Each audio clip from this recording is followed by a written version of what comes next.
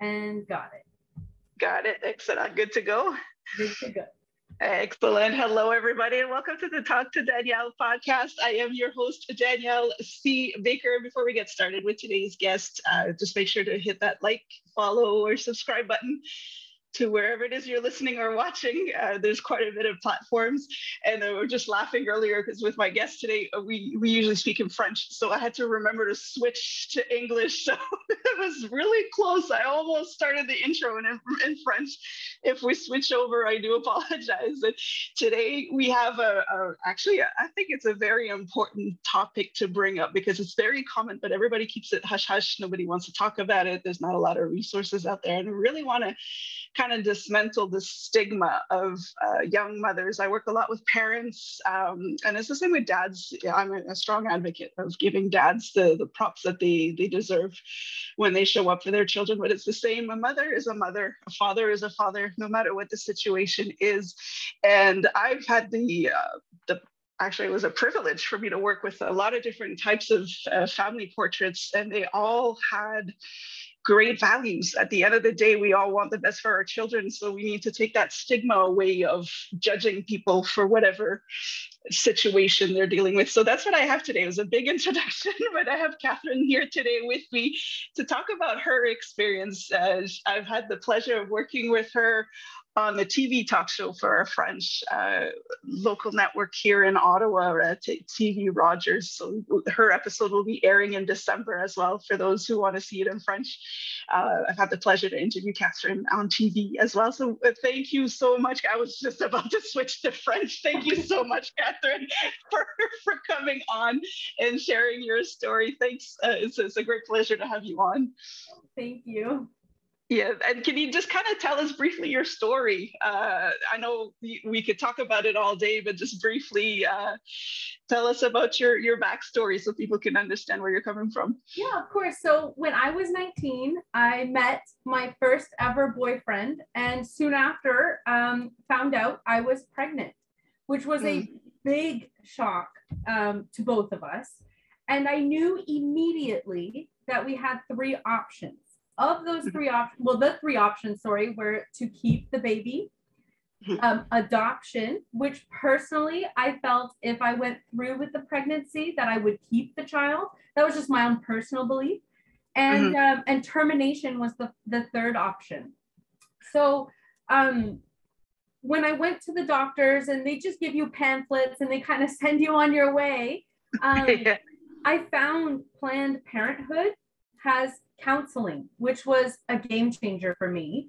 When we went there, they separated Patrick and I. They interviewed me once they were certain and comfortable that Patrick and I were on the same page with what we were coming for, making sure, for example, I wasn't being pressured into this decision, whatever. They brought us in together for counseling, and they offered financial counseling, which was a really big thing. So they talked to us about what rent would be, how much diapers cost, how much formula costs, all these different things. And it's in that moment that I realized, hey, I can do this. This is a real plan now. And that's where I actually made my decision in the counseling session of Planned Parenthood that I was going to keep this child and I was going to give it the best life I could. Wow. Yeah. And that's amazing. I'm glad you started off straight off the bat with that, because you took it upon yourself. Like you say, it's not something that was planned for, there's all sorts of different reasons. And a lot of situations like this, a lot of women, mostly women, but the young couples that go through it really don't know where to start. And I actually learned that from you when I interviewed you at first, that the clinics are there and they're really thorough. And they say, we're not bringing you in that back room until we're 100% sure that you want to go through with this one option. And I thought that was amazing that there is a stigma on Planned Parenthood and those clinics, and it's always so controversial. But to even go through the finances and say, this is the reality of being a parent, and for you at 19, then going through everything that you're going through. You know, I had a part-time job, and I had to start thinking about, okay, well, a part-time job isn't going to do it. You know, I got to be on a full-time job at the very least. And it just brought everything, like it kind of gave me a plan and a way forward, which I didn't have before. I almost felt lost, you know? Yeah. So to have finally a concrete plan that, wow, I can do this, that's what really helped me make my decision. Yeah, and that's what, that doesn't just go for, you know, young teen moms or for any age. Honestly, I'm speaking from experience. No matter how old you are, you're not ready for that first child, no matter how ready you think you are. So just to have that option, just okay, let's sit down and jot this down and see how this looks. It's amazing. Now at 19, obviously this is the sociable years. You know, you're high school, you got lots of friends, you know, you're living your life, and now you're faced with these choices. How did those choices change the way you looked at life at that particular moment? So it changed the course of my life as I knew it. I now had all this responsibility, example, rent, food, my ongoing pregnancy, which I had to be healthy for myself and my unborn child at the time. And although I was happy with my decision and I was certain of my decision, there was a lot of sadness and loneliness because, as you mentioned, my peers were going out partying, were going, you know, out and doing whatever, whenever they wanted. And I was kind of thrown into this world of adulthood, so to speak. And then only now in my life, I'm 28 now, are my friends starting to join me in parenthood. So at the time, like I said, it was a lot of loneliness, and it changed from, my priority changed from school to work / my career. So I was no longer looking to go at that time. I was no longer planning on going to college. I was more planning on starting my career, starting a work, a job that could support my family and I. Yeah, so that's a huge change when you're thinking you're just going to live your life and enjoy it before the responsibilities hit you. But and it's funny that you mentioned your friends are kind of catching up to where you're at right now, because it was the same. I was 24 with my first, but it took a good 10 years before our friends, actually we were considered to be young at that time. So yeah, I know what you mean. And what was the toughest thing, would you say, what was the toughest thing for you to give up when you knew that you were going to be a parent now, and nobody's going to... My freedom, so to speak, giving up doing whatever, whenever I wanted, with not a care in the world, you know? Now I had two people, my partner, Patrick, and my child to think of, you know? So I couldn't, and we had to think about money. We had to think about this and that. And so I couldn't just do whatever, whenever. And I'd say that was the hardest thing to give up, so to speak. I was just maybe doing it a lot less often. And you also, that feeling of probably you felt, and this is why I like bringing you on to this show, is you feel alone. A lot of mothers, young mothers who are faced with this, and you had your partner. A lot, you know, some don't have the father, so you really do feel alone, and your friends you see your friends slowly pulling away, and you're just sitting there going, all right, this is how it's gonna be. And this isn't part of the questions, but I wanted to kind of bring it up. You did bring it up on the French talk show. Was the approach that you and your partner, or you and Patrick, had going in. I thought that blew my mind away. Again, I learned so much from talking to you, and I think it's an important message that it's not the age, it's not the situation. If you take time to listen to somebody's reality, you can actually learn something. You actually got together saying, okay, the odds are against us to begin with. Let's make this right. Can you kind of share? I know I'm throwing you for a loop on that one. I didn't prepare you. But I think it's a very important, because even at any age, I think that's the approach we should have to coming into a relationship, whether it's planned or not. Can you share that a little bit, how you guys had that sit down? Okay. So Patrick and I realized, I was 19, he was in his 20s, 21, 22, around there. We realized we were each other's first ever boyfriend, girlfriend, you know, the odds of us staying together through the pregnancy or even afterwards were very low. So the whole pregnancy, we had discussions about how we would want to raise our child should we separate. We talked about the values we would want to instill, the habits, how it would be at my house and his house, and how we would stay connected and discussing. We made the decision to keep Nico also very separate, because I had offered personally, not everyone would do this, but I had offered to carry the child for him should he want it and I decide I not. So we really both made the decision separately, but at the same time, very much together, which made us, I find, like, we're still together today. It gave us such a strong foundation because we knew what we wanted. There was no guessing. We knew this is how we want this child raised. And it just, and we fell into that. Yeah. Then that's what is, I find incredible. And like I said, if everybody would have those sit downs before they get together, I think it would, because it's been 9 years now. You're still strong. You had all the odds against you. People will automatically kind of prepare you for that split, Exactly. But you guys are still together. You build a family together. You have a home together, and I think that's incredible. So really props to you on that one. I'm like taking notes. I'm like, yeah, I should have done that. So everybody who's listening, listen to the wisdom here. The other thing that a lot of young mothers are faced with is there's not a lot of support out there. You're harshly judged. Family may actually turn their backs on you depending on the situation. Where were you able to find your support when you had to go through all of this? So I had to find support 3 ways. The first way was my partner. And as previously mentioned, like, we made those discussions. So we were basically planning on us not staying together through the years, but we had a support for each other. So that was my first support. The second support was my family. So my mom, my dad, I have 3 sisters, so my sisters. And although initially, for example, my parents weren't excited and woohoo, baby's coming, they were 100% supportive to me.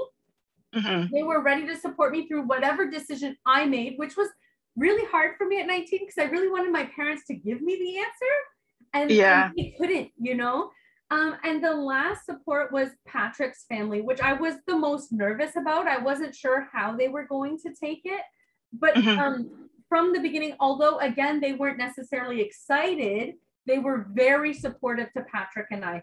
So for me, it was really turning to family and a few close friends. I did lose, unfortunately, some friends during this transition, but my family was really my rock during that time. So that is great. Yeah, and if you can get that support, that's amazing. And for anybody, so some people not necessarily have the family, there is other support out there, and it's important to go get it. Doing it alone is not easy, but there's a lot of people out there. And it's when you talk about it, because this is a topic that a lot of people won't talk about. I mean, back in the day, you used to hide. This is something that happens frequently, but you kind of hide it. Talk about it. Talk about it. Make it normal for people to know that you're not the only one going through this, and something positive can come out of it. Many people still judge harshly the young mothers, and without even knowing what the situation is, they'll definitely give you that look, when you're going out to the store and you're like, and you get those looks. The family may be a little uncomfortable with it as well. So what would your advice be to young women who are going through something like this and really need to get over that self-conscious thing that they're going through? What would your advice be to young women out there? So this question really spoke to me.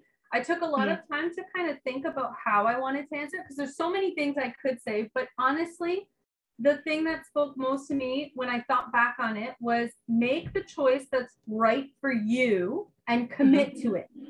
Okay. That doesn't mean it's always going to be easy. Like, oh, the decision's made, we're done. No, you have to commit to your decision and really stick by it. And not saying things can change, plans change, everything changes, but really stick to it, commit to it. And even if there are struggles or hills you have to climb, it's normal. Everyone, even older moms are going through very similar things the young moms are doing. A kid having a meltdown in the store, things like that. It's all normal. But I feel like those looks to a young mom are kind of more, they hit a little harder.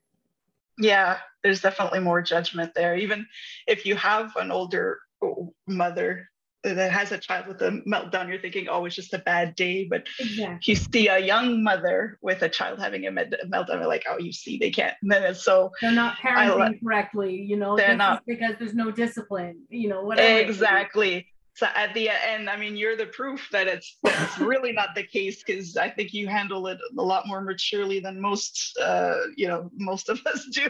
So it's wonderful. And again, for all the young ladies out there who are going it, yeah, and that's what I like. The voice that you're giving is stick to your values. You know what you want. You know what's best for you. At the end of the day, people will kind of let you down. You need to be able to stay strong and stay solid. So yeah, follow your heart, and Exactly. as long as you have the baby's interest and your best interest at hand, and everything will fall into place. But it's not easy. No Matter what situation, it's not easy. But yeah, it's easy to get influenced. Like you said it yourself. Like you wish your parents would give you the answer. Be like, can you not just give me this answer, please? I don't want to think about this. You gotta stick to it, and it comes out great. You have another little one now, and she is adorable. So your family is growing. How do you find that balance between family, between work, between everything else that's thrown at you? So that's really funny. I'm still working on finding the balance. If you have the answer, please give it to me. I haven't found it yet.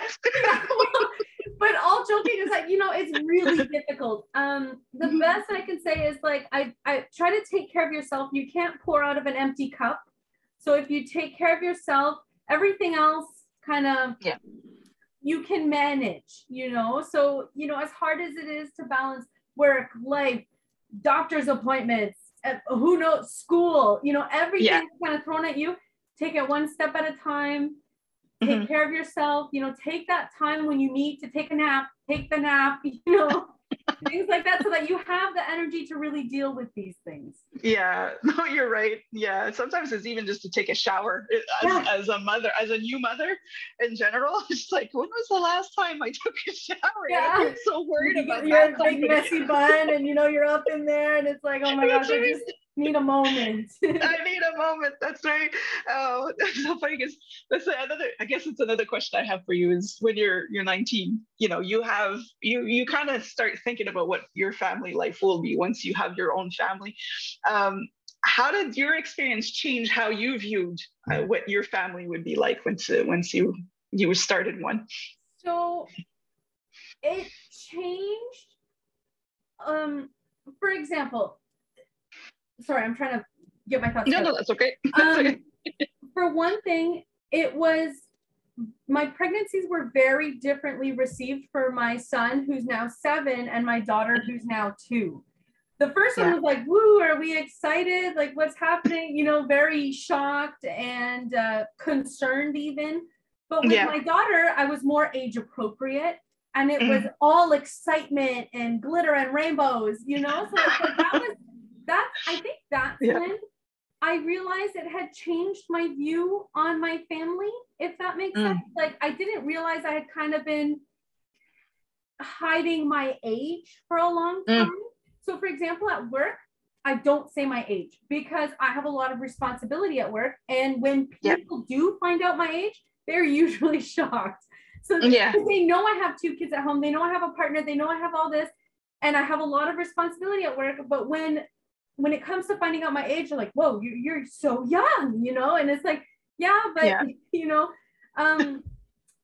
but in the end, I feel I made the right choice for myself. And I did have another baby with Patrick, years later. But, I built a life I'm proud of. And I think I've done a pretty good job. So although it's changed the way, like, it's hard to explain how it changed the view, because like I said, I don't mention my age, this and that. But now when I mention my age, you're like, oh, that's okay. You've got a 2-year-old. And it's like, yeah, but I've also got a 7-year-old, So, so it's hard to explain, but that's how I could kind of bottle it up for you. Yeah. And also the fact that you're with the same partner. That's another thing where you feel like, oh, okay, same, same father. Okay. And so it's funny how people will kind of make you look at things differently. For you, that's just the way it is. But it's people's reaction, and you're just like, oh, okay, maybe I should, re-explain. But no, it's amazing, and that's what I like about watching you and your family is, the interaction within the family, how the kids are involved in everyday life. It's just the way family is. There's nothing different. A mother is a mother, a father is a father, a couple is a couple. It's amazing. What kind of wisdom, is funny that you say that, because you're like, people think I'm too young, but you have, like I said, I've learned from you. You have wisdom to share. What would you like to share with our listeners? Is something that you wish you would have known that would have made your life easier? If you wish you would have known sooner, or something that you want to pass down to your children, it's like, my kids need to know this so that their life can be easier. What would you like to share? So one thing, just because you're young doesn't mean you don't know what's best for your child. That's one thing that was really, I learned the hard way. Okay. I got shut down a lot, told what to do, even though I knew that wouldn't work. So you may need to fight a little harder to be heard or believed. But like I said, just because you're young doesn't mean you don't know what's best for your child. That's the biggest wisdom that I can kind of give, because especially this year for me personally, I've had to become my son's advocate, because he does have like speech impediments and learning difficulties. So contacting the school, and it's uncomfortable. It's not easy. Yeah. But, going to the school and be like, this is what he requires to succeed. And the school kind of sometimes coming back being like, no, we do it this way. And it's like, well, that doesn't work for him, And finally, now we're on the same page, but that took a lot of work to get there. Yeah. That's already a struggle on its own for any parent who's going through that. And then again, the age factor there, where you're not necessarily taken seriously. But I've worked in childcare centers in schools for almost 20 years, and I could tell you that it's not the age that makes you a good parent. And you know what's best. So I love that. Send that message. People share this message. You know what's best. And the schools will tell you, parents are the first educators, the first teachers of their children. But we gotta put that into action and practice what you preach. Parents do know what's best for their child, and we need to respect that. So I think that's an amazing message. As long as it's your child's best interest at heart, it's the right decision, even if there's some adjustments to make later on. As the best one. So you were saying you have your 2-year-old as well. You have the family, the work. Anything new? Any new projects coming up for you? Anything? I'm mostly been working on myself lately. I feel like put myself on the back burner for so long. I kind of need to bring myself forward a bit. Another thing I've been working a lot on is making sure my children get what they need. As previously mentioned, my son's in speech therapy, and he has learning difficulties, occupational therapy, all these things. So these are big priorities. That's what I've been really working on, and constantly and actively working on my relationship with Patrick. That's another one that's like really hard. So we're always, these are all the things that are constantly on my mind for what am I working on. That's pretty much it for me. And that's a pretty solid goals there, because the relationships evolve as the kids get older. You got to find yourself as a couple. So I think that's great. That's why I'm always amazed. Like you're so wise. You guys are really, really doing a great job together. I know it's not always easy, but for the outside looking in, I was like, wow, I should have known this back in the day. So that's why I love bringing you on. If anybody would like to, because I know I follow you on Instagram, and you post pictures of, your little daughter in the shop with daddy and all of that, which is great, because I am a big advocate of learning through play as well. And this is you just give great examples of how much knowledge your kids are getting through the home environment. Is there any way, if you want to share, I don't want to put you on the spot there, but can people reach you or follow you? Well, maybe follow you, or if they want to bring you on to talk further about on their own shows, or talk about being an advocate for who you represent and the voice that you give, how can people follow you? The best way would probably be Instagram. I'm very responsive on Instagram, so definitely follow me there or reach out to me there. But also Facebook. I'm very open to Facebook being reached out, but again, it's kind of like private, right? So you have to Yeah. request. So Instagram would be easiest. Okay, well, that's great. Thank you so much for sharing your story. Like I said, this is a topic that more people need to talk about. It is very important to give that voice to women. I mean, it's people hide it. People won't want to talk about it, but it's so common. Mm-hmm. And and it's important to give that voice to young mothers and to help them, to support them, to give them the tools and the resources so that they're more solid in their decisions. So I really thank you for coming on and sharing. And again, for everybody, we do have the French interview that's coming up. I will be posting it on my channels as well, to talk. If you're more comfortable in French, you'll be able to hear Katherine's story on there as well, TV Rogers Ottawa. So thank you again so much, Katherine, for coming on. Well, I'll make sure to put your information in the comments and the description so people can follow you, and just keep doing what you do. It's so beautiful to see your family. So beautiful family. So thanks again for coming on. And for everybody that's watching or listening, depending on which channel you're on, make sure to like, follow, subscribe, partake in this conversation, write some comments, and support, give everybody a voice. And again, thank you everyone for watching, for listening. Until next time, stay safe, stay awesome, and we will talk soon.